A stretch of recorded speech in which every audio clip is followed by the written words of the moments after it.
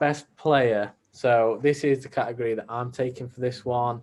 So my first nominee that I'm chucking into the hat is James Shaw.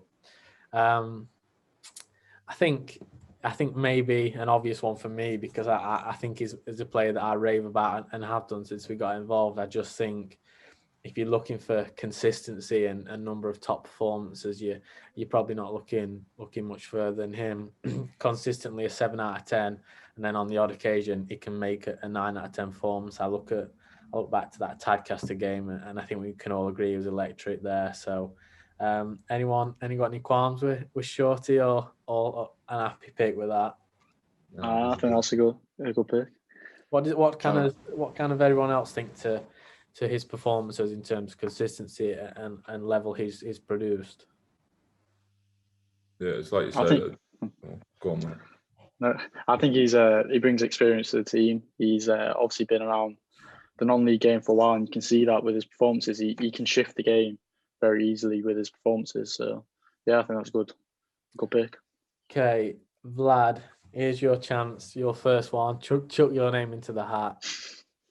Personally, I've gone for Craig Linfield. Obviously, he led the Linnets in goals in all competitions and got a few assists as well. Good performances in all the competitions. And you got to remember, he stepped in as captain when Peter Wiley was out injured. So, yeah, I think I've got Craig Linfield. And obviously, it's going to be a category we're going to get onto, looking at like best performance and stuff like that. But is there any that stand out for you that kind of assert yourself, that stick in your mind of times where he did step up and show the quality and leadership he brings?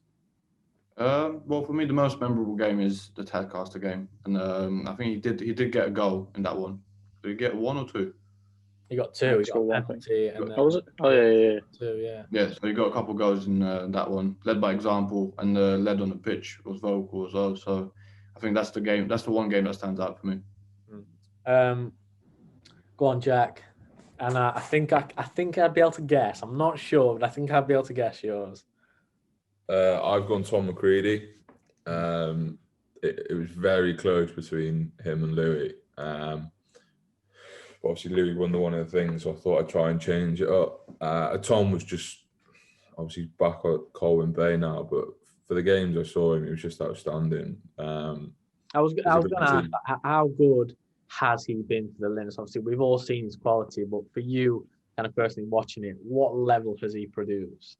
He just ran the games. Every time I saw him, he had time on the ball, so calm, ability to pick a pass, could dribble past the player.